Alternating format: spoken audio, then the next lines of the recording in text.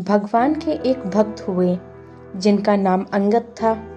वैसे तो वे स्वभाव से पहले नास्तिक प्रवृत्ति के थे, लेकिन उनकी पत्नी भगवान की भक्त थी। उनके मायके में संतों की सेवा होती रहती थी और वहां उनके गुरुदेव के उपदेश सुनने को मिलते थे। विवाह के बाद जब वे अंगद जी के साथ ससुराल आईं, तो देखा कि वहां राज वैभव तो था, लेकिन ना किसी संत का दर्शन संभव था और ना किसी संत का आना जाना, ना कोई भगवत चर्चा और ना ही सत्संग। रानी बहुत व्याकुल हो गई। उन्हें मायके में रोज संतों का उच्चिष्ट मिलता था। सद्गुरुदेव भगवान के दर्शन होते रहते थे, लेकिन यहाँ भक्ति का कोई भी वातावरण नहीं था। हालांकि अंगद जी में एक विशेषता थी, वे अपनी पत्नी को भगवत भक्त मानकर बहुत श्रद्धा करते थे और उनके भक्ति मार्ग में कभी विरोध नहीं करते थे। लेकिन स्वयं ना तो भक्ति का आचरण करते थे, ना संत महात्माओं के प्रति कोई श्रद्धा रखते थे और ना ही भगवान की आराधना करते थे। काफी दिनों तक संतों के दर्शन न होने के कारण रानी अत्यंत व्याकुल हो गई।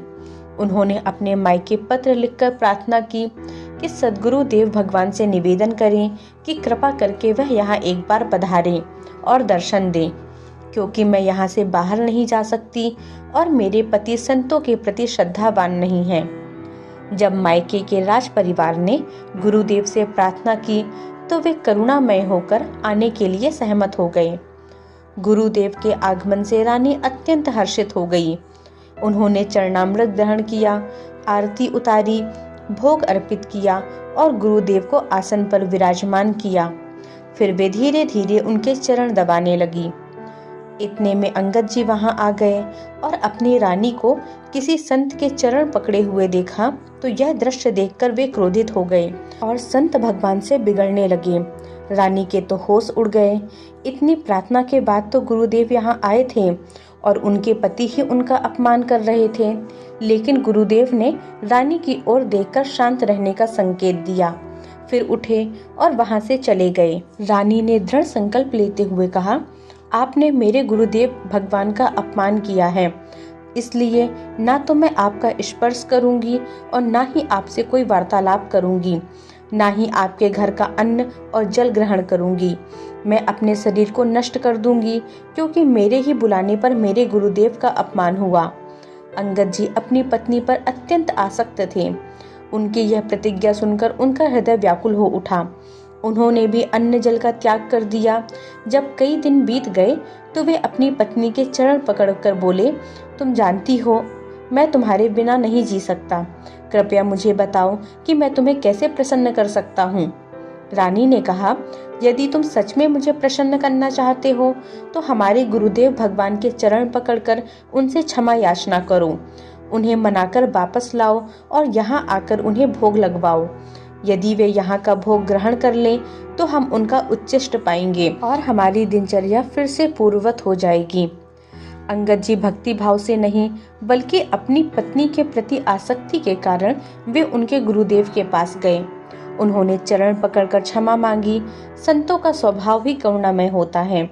कितनी भी बार कोई उनका अपमान करे, लेकिन जब कोई सच्चे हृदय से दंडवत करता है, तो वे सहज ही कृपा कर देते हैं। गुरुदेव उनके साथ जाने के लिए तैयार हो गए। दोनों ने मिलकर उनके चरण धोए, भोग लगाया और फिर चरणामृत ग्रहण किया। हालांकि अंगद जी यह सब भक्ति से नहीं, बल्कि अपनी पत्नी को प्रसन्न करने के लिए कर रहे थे। लेकिन जैसे ही गुरुदेव का चरणामृत ग्रहण किया, उनके हृदय में पश्चाताप होने लगा। वे सोचने लगे, मैं कितना नास्तिक हूँ, संतों के प्रति कितनी दुर्भावना रखता हूँ, और देखो ये संत कितने कृपालु हैं। अब उनकी बुद्धि, जो पहले विपरीत चिंतन करती थी, अनुकूल चिंतन करने लगी। उन्होंने अपनी पत्नी से कहा, हमारा अब तक का जीवन व्यर्थ गया, कृपया मुझे बताओ कि भक्ति कैसी करनी चाहिए। धीरे धीरे वे ठाकुर सेवा में सहयोग देने लगे। अब वह बिना भोग लगाए कुछ भी ग्रहण नहीं करते थे। वर्षों से उनकी यही दिनचर्या बन गई। पहले ठाकुर जी को भोग लगाना और फिर केवल प्रसाद ही ग्रहण करना। साथ ही अंगद जी ने 4 पार्षद नियुक्त किए, जिनका कार्य था कि जहाँ कहीं भी संत दिखाई दे, उन्हें घर बुलाकर भोग लगवाएं। अंगद जी बहुत वीर पुरुष थे और राजा के भतीजे भी थे। एक बार उन्होंने किसी राजा पर आक्रमण किया और विजय प्राप्त कर उसका मुकुट जीत कर ले आए। उस मुकुट में 101 हीरे जड़े थे, जिनमें से एक हीरा अत्यंत अमूल्य था। अंगद जी को इस विशेष हीरे का मूल्य और महत्व ज्ञात था। उन्होंने शेष हीरे राजा को लौटा दिए, लेकिन वह अमूल्य हीरा अपने पास रख लिया और कहा, यह हीरा जगन्नाथ जी के मुकुट पर जड़ेगा। राजा के कुछ मंत्री और विषयी स्वभाव के दरबारियों ने राजा को उकसाया और कहा, उस हीरे की कीमत आपके पूरे खजाने से भी अधिक है, आपको इसे हर हाल में वापस ले लेना चाहिए। राजा ने विनम्रता से अंगद जी से आग्रह किया, कृपया वह हीरा हमें दे दीजिए। लेकिन अंगद जी अडिग रहे, नहीं, यह हीरा हमने जगन्नाथ जी को अर्पित कर दिया है। राजा को बहुत बुरा लगा और उसने अंगद जी के विरुद्ध षड्यंत्र रचा। मनुष्य की बुद्धि बदलने में देर नहीं लगती।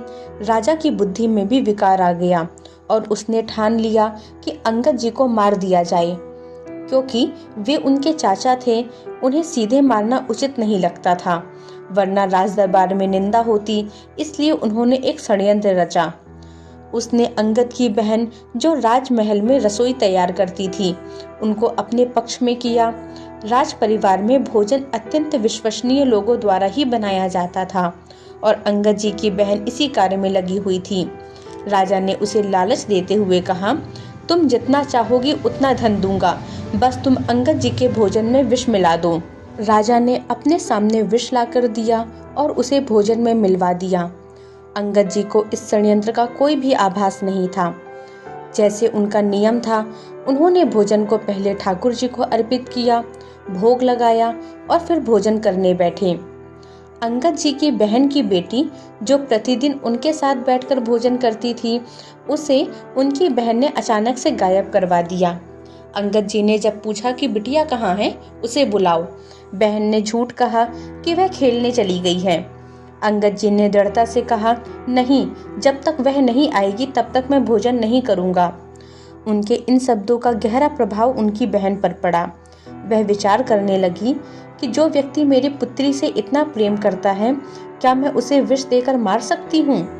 अंततः उसने रोते हुए कहा, भैया, भोजन ग्रहण मत करना। अंगद जी चौंक गए। क्यों, क्या हुआ? बहन फूट फूट कर रोने लगी और बोली, राजा ने मुझे प्रलोभन देकर प्रेरित किया था, मेरी बुद्धि भ्रष्ट हो गई और मैंने इस भोजन में विष मिला दिया है।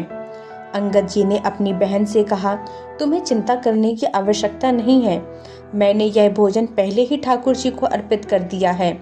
यदि यह भोजन विषाक्त था तो अब यह ठाकुर जी का प्रसाद बन चुका है, मैं इसे कैसे त्याग सकता हूँ? इसके बाद अंगद जी ने संपूर्ण भोजन ग्रहण किया, परंतु आश्चर्य की बात यह थी कि विष का उन पर कोई प्रभाव नहीं पड़ा।